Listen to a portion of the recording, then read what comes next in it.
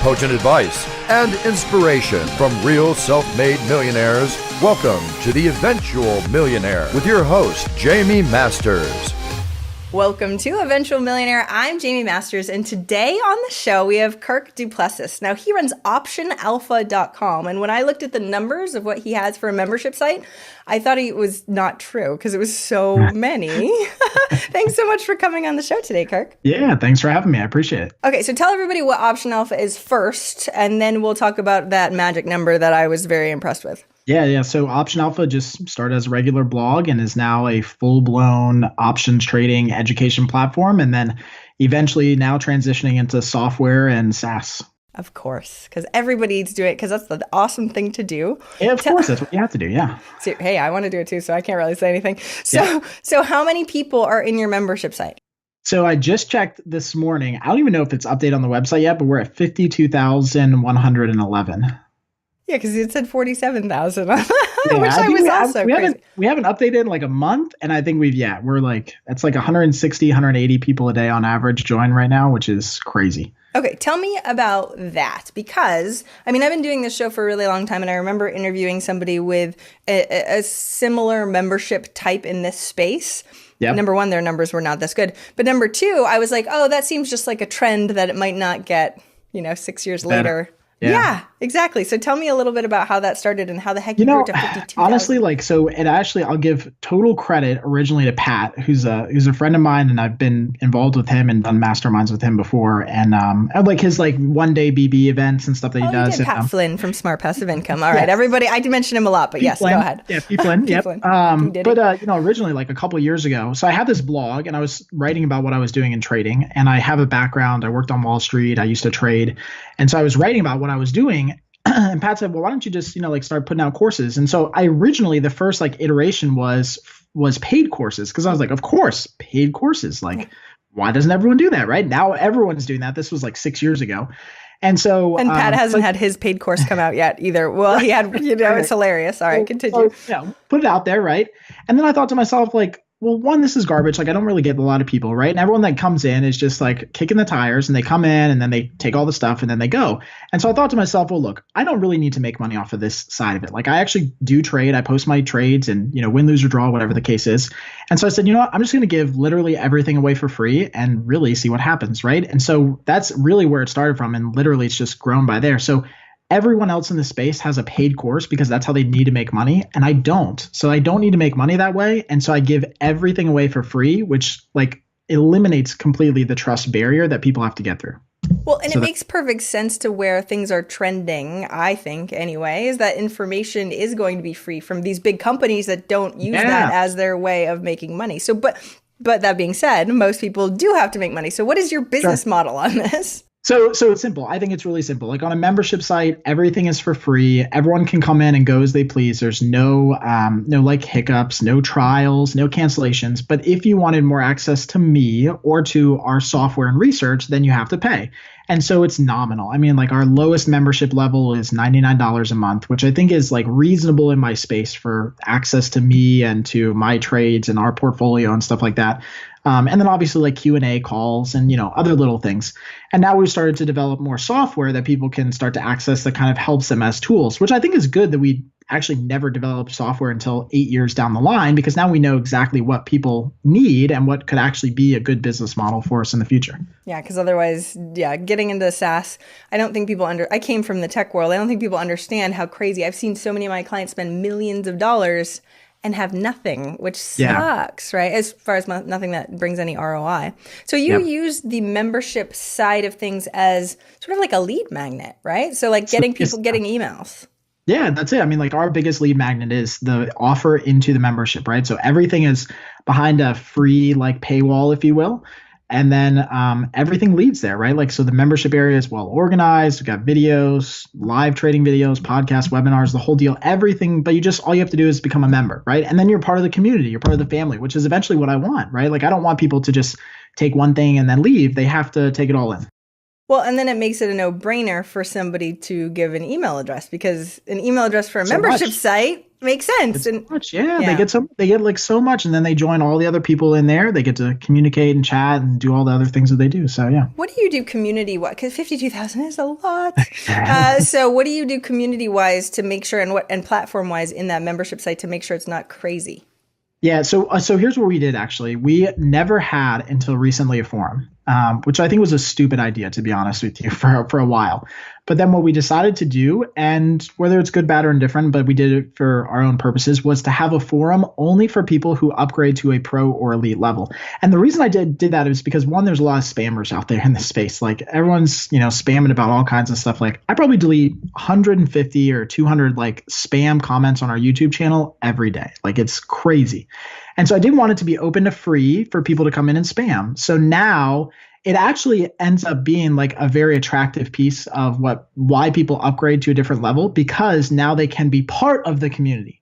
So when they're a free member, they're kind of part of the community. They can interact in the comments and some different pages, but not like a full-blown forum, community hub. And so that's actually been really good, right? So do I think that it probably deters some people away from it? Sure. But once they get into that level, they end up sticking a lot longer. So that makes so much sense, because I just assumed it was both sides. Like the forum was there too. Yeah. And I assumed 52,000 would be a lot of crappiness. Yeah, when we originally launched this, it was like 20,000 people. And I'm like, there's no way I can even manage that. So now it's in the more elite level, and which is good, because again, they can talk with each other and they're all on the same page, which is, what you want. You want to be with other people who are like you, right? Yeah, so, actually committed, that will actually, care, instead of, like you said, a bazillion spammers, because I know YouTube's the same thing. Oh my gosh, the comments over there are ridiculous. Every day. Yeah. Yes. So tell me about traffic and getting these leads, because people, number one, you have a good point to getting people onto the membership site, but how do you get the 160 people to there every day in order to sign up? So I think this is good. And I don't know. I mean, look, I think I'm definitely the person where, like, if somebody were to ask me, like, are you fast to execute stuff? I would say no on purpose, because I actually think it's more methodical to go through like a long blown out strategy. And so like when I say this, I say all of this meaning that like it's taken 8 years, obviously, to get to this point, right? So it didn't happen overnight. But until about 2.5 months ago, we did no paid media advertising at all. Wow. And so everything was basically grown through really good content, which I know people say all the time, but it actually works. Really good content, lots of blog posting, podcasting, videos, etc. And I think our biggest channel right now is YouTube, because I literally record a video every single night of all the trades that I do, right? And so that video goes out to our members first. 20 days after that, it gets published live. But it's constant content for me. So I literally have a video like every single day of the trading session, right? Showing people like I either made this money or I didn't, right? And if I lost $5,000, I show you I lost $5,000. If I made $5,000, I show you I made $5,000. But I think that inside the YouTube channel alone like brings us our most traffic. Well, and it's funny. It's very similar to Pat's showing his whole income report, where you're like, oh, we can actually see what's actually happening, kind of real time. I mean, a month difference. But that sort of sets you apart, especially I'm assuming in your industry in general, there's a lot of skeeziness. Nobody does it. That's why people love it, because literally nobody does it in our space, right? Like, so if like 2 months ago, we had like a $3,000 losing trade, and I like got on for like 45 minutes to talk about this thing. And people are like, I've never seen anybody talk about a losing trade for 45 minutes, right? But like, that's what you need, because that's the reality. So because people do lose, Who knew? Yeah, a lot of them do, especially if they're not as good as you. Yeah, exactly. Okay. So how long have you had that YouTube channel? And is that the only thing you're putting there? And how are you getting the people? Because content is one thing. And everybody today, I've been doing a bunch of interviews, is like content marketing. And I'm like, yeah, that's great. Except there's a wide variance of that. Yeah, sure. So I think about it in like channels or silos, however you want to call it. But really, like every time that we put up a video, it has like a specific topic or like a, not spin, but like I'm focused on one area and one aspect. Like I've been doing this long enough that I know for tonight's video, I really want to drive, home this point, right? And so anytime that my team then links up the video, they link it up to the specific free courses or free PDF downloads or whatever the case is, to get people in the door. So like we have 12 different trading courses, right? All free detailed, long courses, outlines, the whole deal. So anytime we do a video, we link up to one of those 12 courses, or we link up to a related video on the topic or something like that. So it's always like the next step. Do you know what I'm saying? Like, okay, this is what we did. If you want to learn the whole process, here's the next step. And oh yeah, it's completely free. Just have to sign up for a membership. Yeah. So logic, huh? Who knew? But what's amazing, because you're just saying with digital marketer and stuff, it is very logical, but a lot of people won't do it. Or like I was talking with Ryan Lee, they don't have 12. I mean, you have 12 different things instead of just sending it to the same thing over and over and over. And I think that's not a lot. So like I'm looking at my whiteboard now, which is above my computer. So I'm not like looking at you, but like we've got like really content for like maybe like 30 or 40 different courses. Like if we want to get really, really specific, right? Because that's what people want. Like there shouldn't be a course on just trading. It should be trading for, if you're 60 plus and have an IRA account, right? Versus 25 and all the money in the world, or whatever the case is. So I actually think that we do a pretty bad job of not having enough different like elements, right? But I mean, look, it served us very well right now. I'm kind of scared if I actually put too much out there. Like I haven't built up my team fast enough to be able to handle that many people, at this point. So what is your team like right now then? So it's 5 people. I just hired a full-time content manager this week, which was great. I'm so excited for that. 2 assistants, graphic designer, transcriptionist, and then we outsource all of our podcasting. Okay. So how did that grow? Because that's the other piece, especially in this type of business. People are like, well, who do I hire first? And then what do I do? And then how do we know when to hire who? Yeah, I do not know. I honestly, I'll just be totally honest. I have no idea what the right stage is. All I knew is that I recently got to the point where I didn't want to handle 200 emails a day. And I was like, okay, now I should hire somebody to start doing that. Right. And then I've gotten to the point where I didn't want to do the web development and search online by myself and try to code. So, okay, now we hire that out. Right. So I think you just get to the stage where just something just has to give, you know what I mean? But I like the fact that we went to that breaking point, you know what I mean? Because at that point I knew enough to be dangerous to hire the right person without being dangerous and breaking the website. Do you know what I'm saying? Or yes, really burning myself out. And I've got 2 little girls I watch at home. I don't know if nobody can see in the background, but there's play zone craziness in the background, right? I lease space for my daughter's playroom for our office. So I just at some point you don't have enough time to do it all. And well, then how many hours are you working then, especially if you've got them? Oh, I mean, not that much now because a lot of it's reoccurring, right? A lot of things I do are just repurposing the same content, right? So, I mean, I trade during the day, which is what I like doing anyway. And then I answer usually pro and elite emails, people from our higher levels. And then really it's just a video at night and that's it. And then the team kind of takes the rest of it and repurposes in all the different places and puts it up. That's amazing. How old are your daughters? I have a 10-month-old yesterday and a 3.5-year-old. Go you. Yeah. Thank goodness most of your business is automated. Exactly. That's insane. Okay, so tell me the trajectory of getting here, because I think a lot of people, it's one thing to be like, and we have this many and it's amazing and awesome. And then tell me about the sucking part of getting to that, getting to here, because there's a lot that people don't share, especially for how long it might take. Yeah, it's funny. I was talking to a lot of guys in our mastermind group about this, and people always think oh, you're so lucky and you're so this. I'm like, look, this took time to to get to this point. And for me, I hate to say it's hockey stick growth, but it really is as far as and I'm talking personally as far as net wealth, income, stuff like that. I mean, it took 4 or 5 years of really, really grinding before we saw meaningful success. And maybe we're doing the wrong things. How I started all over again, I would have done completely different, right? But it took a long time to get to a certain level. And then from there, it just has really stair-stepped. I mean, even the difference between last month and this month is insane, right? And so that's why I'm now it's a struggle to project and keep up. I need to hire another customer support person 2 days ago, to keep up with where I think things are going to be in, 6 months from now. So he's accepting resumes. No, You said you would change the way that you started if you had it all to do over again. So what would you actually have changed? How would you have started differently? So 100% the best thing the thing I would have done differently is something I did 2 years ago, which was all the difference. And that's actually ask people what the heck, I don't even know if I can curse on here. I'm not going to curse, but what the HELL, they wanted, right? I think the whole mentality around business is so skewed. And I even talk to people a lot about this and they're like, oh, I'm going to develop this. I'm going to put this course together. I'm like, do people even need that? Do they even want that? And I did that just so I developed everything in Option Alpha was totally done, totally developed.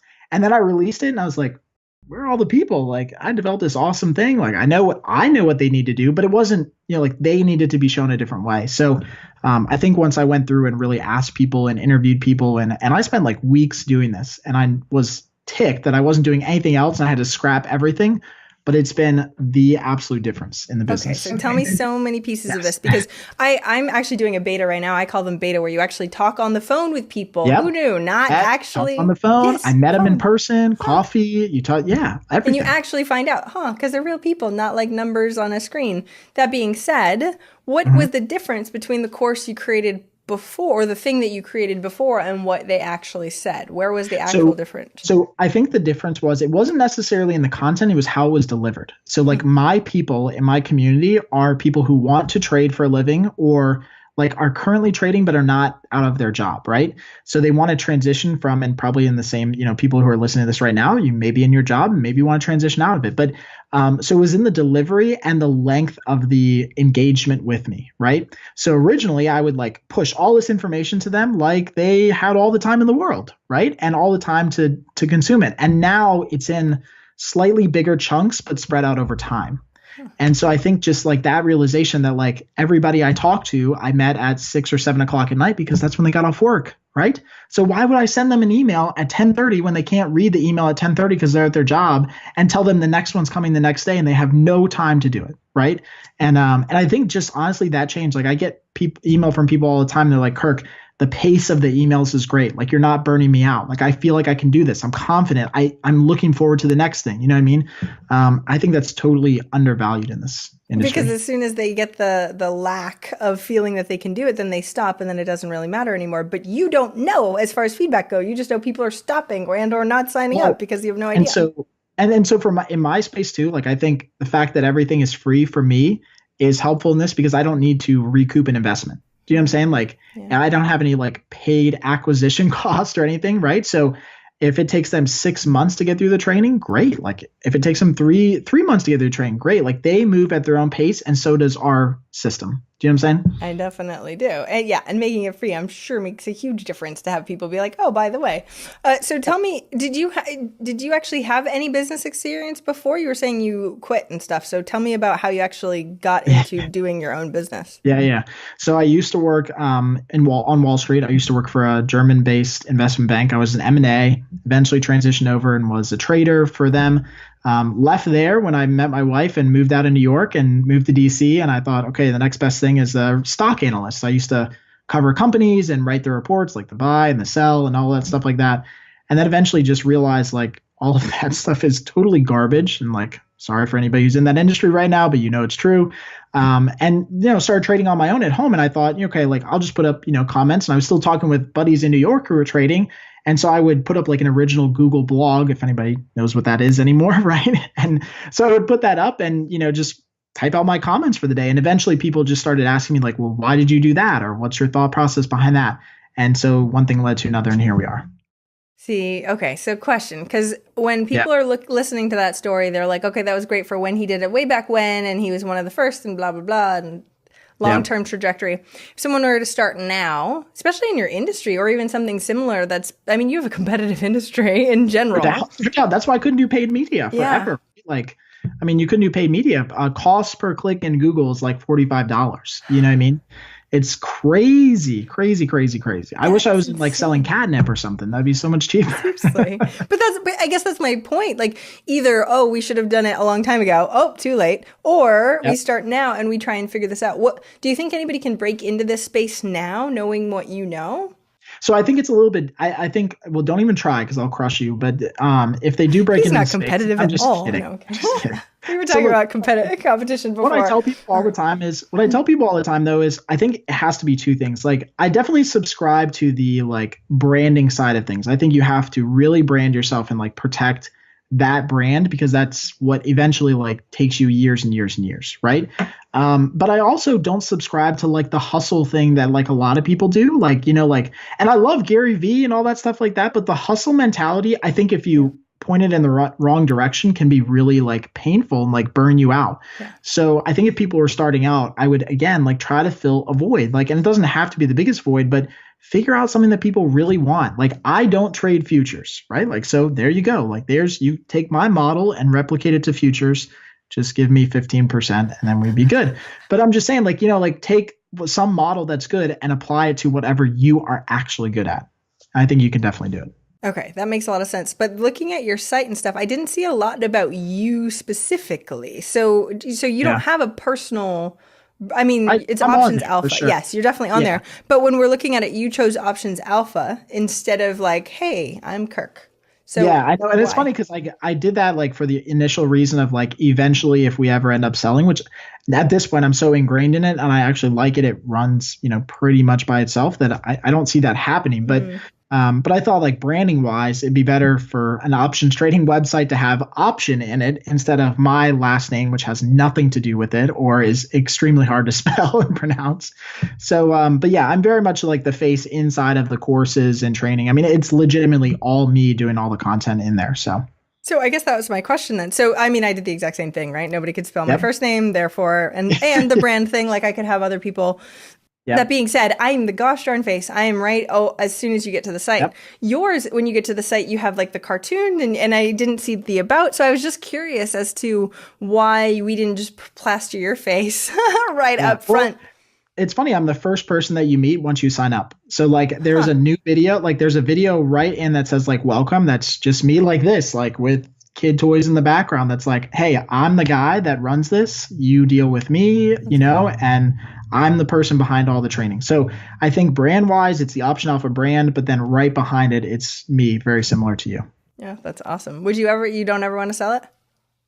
I mean, look, I never say never, but I mean, like, I like doing this and like it fuels a different part of like who I am now, you know what I mean? And I love it. I've met great people through it. So that's actually a really good point too. So how do you leverage that? So we were just talking beforehand. I was like, oh, you know them, and we all know the same people, even though you're not in the business side, you're on the option side, but still we know a lot of the same people. So how have you leveraged those relationships? You mean in the marketing? Well, in general, in all the relationships that you've got. Look, I think when you put out really good stuff, people just like naturally reciprocate. You know what I mean? Like I just talked to a guy literally today who's part of a mastermind group, and I haven't met him yet because he just joined the group. But he's like, hey, I love what you're doing. Can you help out? So I jumped on the phone, helped him out, for 20 minutes. And he's like, oh yeah, by the way, I do real estate. And I'm like, well, crap, I do real estate. Like I'm not at your level and you're not at my level for online business yet. So why don't we trade? Like I would have never had that opportunity had I not been in this space. So I think it's just you give without the anticipation of somebody giving back. And eventually they do. And so I think that's the key. So what's the mastermind and how many masterminds have you done? Because I talk about masterminds a lot too. So I've done 3. I would call one of them like a legitimate mastermind, and that's the Digital Marketer War Room. And I've been a part of that for a little over a year now and been fantastic. And again, it's all about relationships, right? So a lot of tactical stuff, yes, but it's like you just need somebody to call when you have a serious question. And on this level, if I'm going to do something that's major to the website, it might be a $50,000 to $100,000 change. I want the right answer without, going through process, right? Yeah. So the other 2 that I was part of, I don't really call them masterminds. They're kind of more like a meetup or like phone chat, stuff like that. But it wasn't with people who were at like either at my level or above. And that's what this group is you have people who are at your level or above. And I think that that's important. I think you should be with people who are maybe beyond you and kind of stretch you a little bit. That's killer. But it sounds like you invest in yourself quite a bit. I mean, you were saying you did Pat's For sure. one day, and I'm seeing Chris next month for his event, which is awesome. Yep. So what do you get out of those? Because that's the other thing. I love the fact that Digital Marketer, you can give them a call. But like Pat's or whatever, you go, you're like, I hope I get something out of this. And then I leave. You know what I mean? And do you actually do something? I mean, there's so many conferences where we get ideas and we don't even have the time to implement some of it. You know what I mean? I was talking about that with my wife. I'm like, yeah, I got this like whole book here of like ideas and like, zero time to implement all of them. I mean, look, I think last year I spent $40,000 on coaching, right? So, okay. So like do whatever math you want to do. Like that's a lot. That's a significant chunk of money. And when I talked to my wife originally about it, she's like, what do you mean you're going to spend like $40,000 on coaching? But I think it's like what I said earlier, it's really getting like the really hard questions answered, right? So like the little tactical stuff you can pretty much learn anywhere, right? But it's like, hey, how do I hire like the right developer? You know what I mean? Like, or what's your process for onboarding all of your team? You know what I mean? Like those types of answers sometimes you won't find in the right place. And I want the right answers for those. And I'm willing to pay for access to that. Right. And hopefully, like I was able to give this guy today who called me and was like, hey, I want to start a membership site. What do I do? And we had a 30-minute talk about all the things I wouldn't have done to start. Right. And so he would not have had that access to me had he not paid to be in the group. So I think it's totally worth it. I do it all year. Well, and I appreciate it's a time savings and it's a money savings also. So because we screw up as business owners a lot, right? And so as you go through, you're like, man, how much would I have saved if I actually knew in advance not to do that stuff? Look, I think maybe it's good I'm a trader because I realize I can't predict the market and some traders do. Like, and I say like, I have no clue where the market's going or where anything's going, right? And also in business, like when it comes to like, it initially came to like development, like I have no clue what a developer costs or what they do. I mean, they could literally rake me over the coals if I didn't have the right person, right? So now I hopefully have the right person, on board. And I think that's what you pay for, so. Definitely. And if we had a wrong hire and then we kept moving forward, the wasting of the time and the loss of the money and it adds up like all crazy. It's insane. It adds up like crazy. Yep. Well, and so how do you know which pieces to get? So I'm a coach, right? So this is easy for me to answer, but how do you know which pieces? Because we were just talking about hiring but you're in digital marketer. So you're like, oh, okay, I need better marketing and that sort of stuff. I don't know if digital marketing does hiring or not. Oh, they do. Yeah, Molly's great at that. We were just talking about that yesterday. Actually, I was going to say, Molly's one of the people as I've talked to about hiring. So yeah. I mean, look, for me, it's been pain, right? Like, so whatever point causes the most pain, that's usually when I need some help. That being said, though, like I am a big like long-term thinker. And I think that's just naturally like how I've evolved. Like I'm a big math, like numbers guy. Like, I mean, that's what I do like for real living is like trade options and do all the math stuff. So when it comes to business, like I really want to know like what the, 5, 6, 7, 8 month like plan is, right? And so for me, it's always like thinking ahead 6 or 7 months and saying, okay, what do I need then that I can work on now? Right. So pain points and then, really like what's the trend? Like, where do I want to take the company? And a year ago, like I wasn't even thinking about SaaS. And now I'm totally invested in like SaaS and development and software and research and data. And that's been a huge change, but all for the better, I think. Right. So it's a lot of investment now, but it will definitely pay off. How do you take such a big decision and go, I'm all in on this, right? Because I have clients that are like, do I do this? Do I not do this? Do I have to take investment for this? Because it's a lot of money and cash flow. And right, there's 1,000 things when you're trying to go down the SaaS path. Yeah. So I think this was easy for me is I got sick and tired of responding to people and saying, yeah, I wish that broker had this. Or, yeah, I wish that was, a capability. Honestly, like when people start emailing, like I would get 5 or 6 emails a day for a year, like, how can I do this? How can I do this? And I always have to say like, well, you can't right now, but they don't do it. Or you could kind of do it this way. And then I finally was like, you know what? Like I got to develop this. Like I know what to do. Right. And it's just, but then it's like the back end of, the scary part of like, okay, where do I start? You know what I mean? With that whole process. So I think when you start getting enough emails, at least in SaaS, that you could develop a product around that, I think that's the best way to go. Because then that people want it. Again, like, then people actually need it. So well, and usually you're waiting for like the big guys to actually come out because it would be easy for them to add extra things to their own thing. And then they don't though. So easy. Yep. So easy. And you know what it is? Like, especially my industry, they're so far behind. I mean, like they're just like sending text messages now.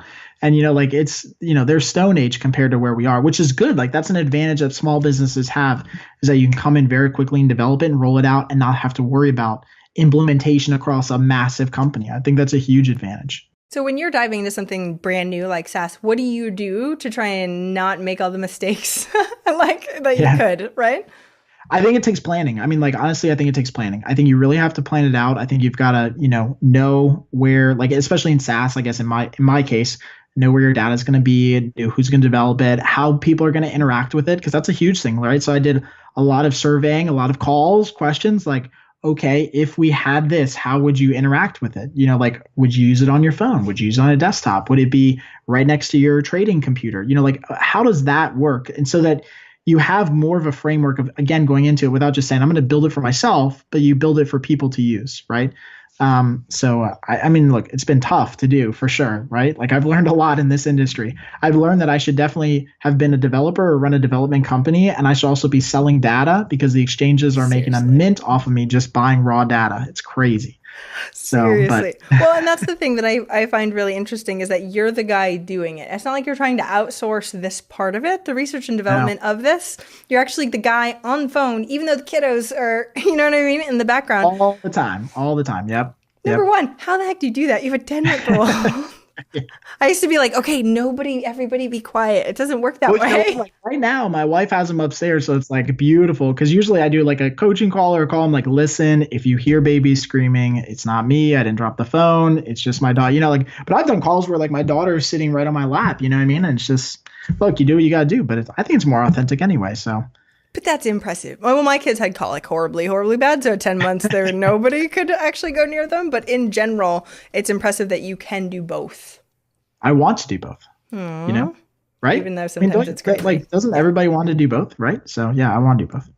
Well, I don't know. I'm assuming not everybody wants to do both, but yes. You know what? Probably right. You're probably right. Nobody wants to do both. But look, I mean, like I have made trades changing diapers. I respond to emails, when they're in the bathtub. I mean, like you just make it work. So I think that's really important though, like you were saying. So Gary V hustle.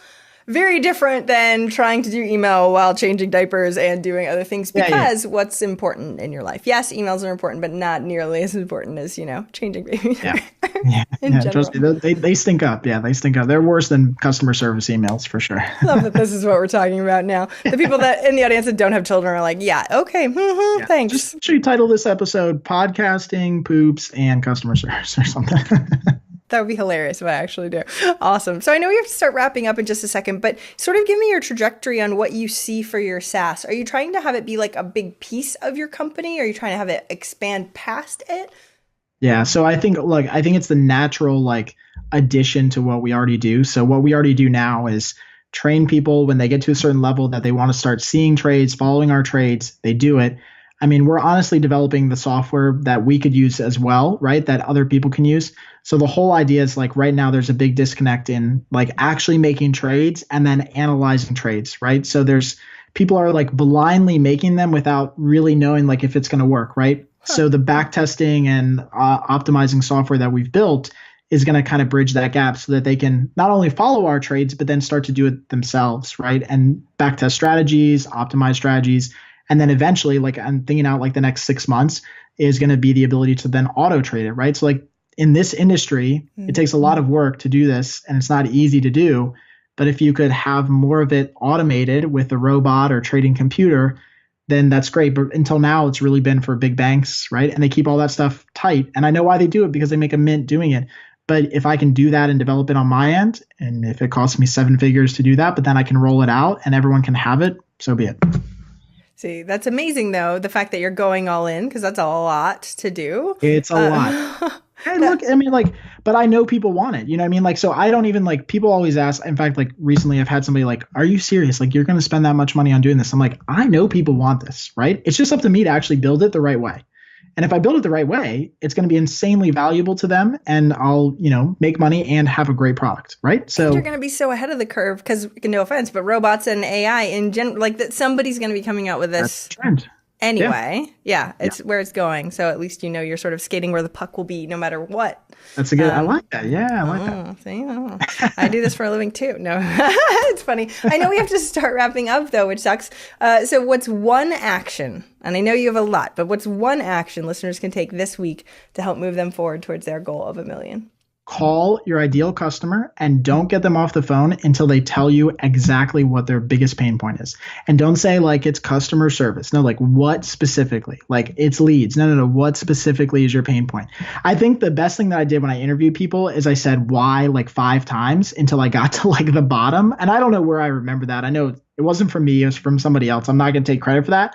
But I would just be like, oh, why? And then they'd say something. I'd be like, oh, okay, why? Right? And just keep asking them why. From your daughter, right? No. Right? But literally call one customer, right? Yep. Like it'll probably change your outlook. So. I am so thankful that you said that because we, from the Tim Ferriss 4-hour work week, we just want to like put stuff on the internet and not actually talk or see anybody, but actually be around for a while. Yep. Exactly, right? And then diving super deep, then people get scared, they'll do it, and then they won't actually have it work and they'll be like, that sucked. And then they'll hang up. So the fact that you said to go deep and to really peel back the layers, everybody make sure you actually do what he said this week. Because if you hear this and you don't do it and your business isn't as successful as you want it to be, that's why.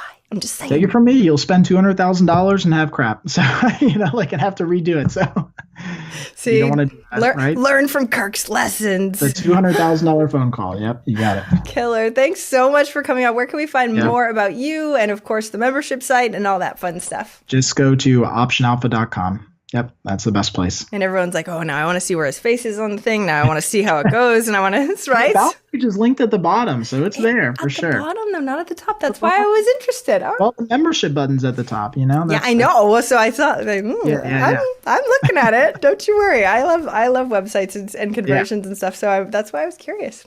You're awesome. Now everybody now has to go to the site because we just fought over it also. So everybody check out this site. Where's the button? Where's the button? I know. Dun, dun, dun. How sad. Thank you so much for coming on the show today. I really, really appreciate it. No, thanks for having me. I appreciate it. Thank you so much for listening. I hope you enjoyed that interview. And if you want to check out more amazing resources, I'm only curating the best of the best. Go check out eventualmillionaire.com. You can take the Eventual Millionaire quiz, figure out where you are in business and what you need right now. Plus, you can look at curated resources specifically for you on the new Start Here page. I'm so excited. Please join us. Please let me know if you need anything at all. I'm here for you. And have a fantastic day. Bye.